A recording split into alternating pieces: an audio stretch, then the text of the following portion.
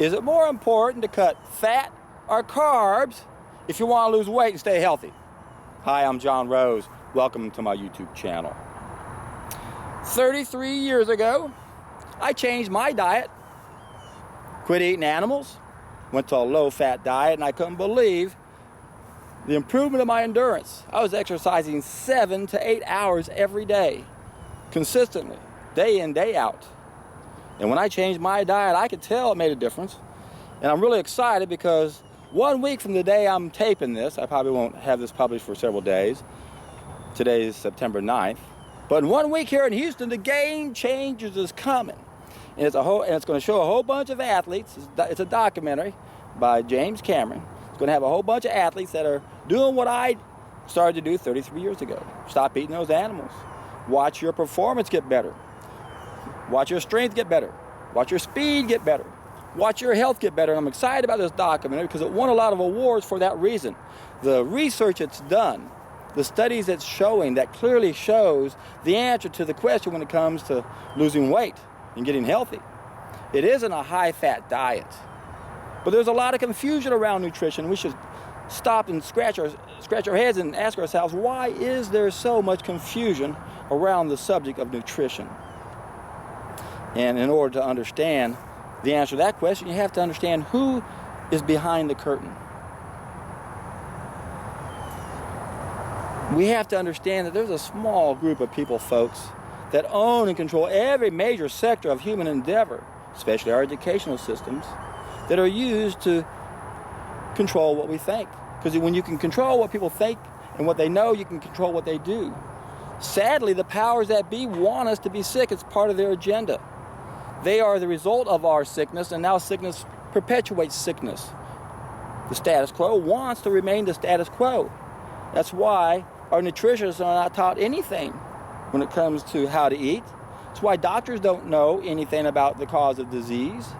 That's why historians are lied to, so that history repeats itself.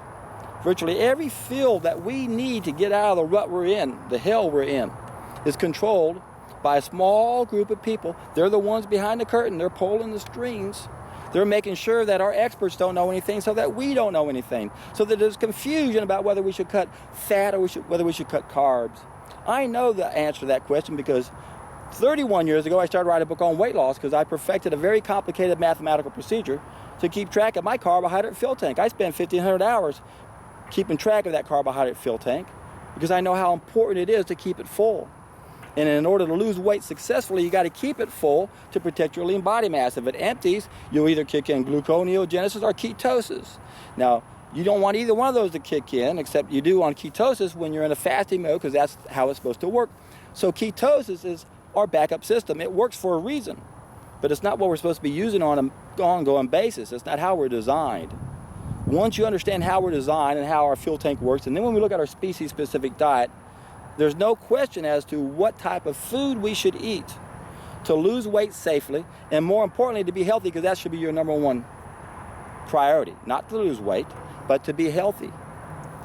And to be healthy, you have to protect your lean body mass. You got to give your body everything it needs, and we shouldn't even be looking at whether or not it's fat or carbohydrates. These are macronutrients. We need to be focused on all the micronutrients, the things that are only found in plants, the vitamins and the minerals, and the phytochemicals and the antioxidants. And beware, those things they say we need a lot of, like the protein and the calcium and the iron and the zinc, those numbers are elevated because they're only found in animal products, and that's part of how we're being tricked. Thinking, oh my God, you can't get enough of this if you eat that. That's not true. The science is clear. And the obvious anatomical characteristics we've been given makes it clear that we're not designed to eat animals. There's about a dozen anatomical characteristics that just about every animal has that clearly determines whether or not you're carnivore, omnivore, herbivore, grainivore, or frugivore, and that's where we're in. That's the group we're in, the frugivores, the primates. Our anatomy is identical, and the foods we're eating aren't high in fat, and they're not animal products. They're our species-specific food that's designed to keep our carbohydrate fuel tank full. And I could go on and on about this in more detail, but I've already done dozens of videos on the carbohydrate fuel tank and how absurd this ketogenic diet is, and I'm going to put links down below. And that's as far as I'm going to go with this video. I'm I'm going to make sure that you have reference to those other videos. Use your common sense, folks.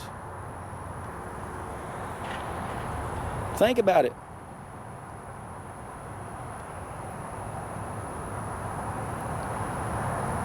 Is there any love in killing an animal? Well, if I need it, it just has to happen. But I haven't eaten any in 33 years, and it's transformed my life. And it can transform your life too if you wake up to this reality. That we don't have the anatomy to eat these animals. They suffer because we eat them. We suffer because we eat them. And it's a horrible thing we do. And we're so far removed from the actual killing of the animal, we don't realize this cruel and sinful thing we do. We know that if we had to go out and kill our own food, the number of vegetarians would rise astronomically, and for a good reason. We know deep down it's not right. We shouldn't be doing that. And I got a helicopter coming, so before it makes a bunch of noise, I think I'll just hold it out. It's not like the one that came by me a little while ago, or is it? Let's circle back around, you can see it when it came back around. It might come back around. Folks, please watch my other videos that I'll put down a link below. Also, make sure you watch What is the Healthiest Diet in the World. I explain how we have 10 body systems. I explain the cause of disease. I go through this in much more detail. I explain that we're making 5 main mistakes, and we got to correct all those mistakes. And the reason why this is so confusing to so many people, I explain, especially in my video, paleo versus vegan, because we're making 5 mistakes. One group corrects these 3 mistakes, the other group corrects these 3 mistakes, but they're both making 2 mistakes, so they're going to get better results. Think of it this way. We can rate all of our diets as well as lifestyles on a scale of 1 to 10. 1's the worst, 10's the best. And if we're down at a 1 or a 2, and we come up and go to a 3 or a 4, we're going to get rid of a lot of problems. Go up to 7 or 8, we're going to get even more problems. So this is why people get tricked into thinking that a high-fat diet or a high-carbohydrate diet can work. Because a lot of times they're still not correcting the very first mistake. And that's the big one that allows us to make all the other mistakes. So you see these arguments all the time. I can't argue with this. I did this diet and look at all the improvements. I lost all this weight. I don't have this problem. I don't have this problem. I don't have this problem. Well, great. You went from a 1 or a 2. You went up to 4, 5, 6, 7 maybe. But you're not seeing the best. That's what you have to do. And you'll never understand that until you take a solid food vacation. Got a link down below for that also. I have a playlist, 32 videos. It transforms your life in a way you can't understand. It allows you to correct those 5 main mistakes on a temporary basis so you can see what you're missing. And then when you correct those mistakes and you go back to those foods to see if they're food or not, you're going to find out they're not food. And that's the day, I guarantee you, you're in for a treat.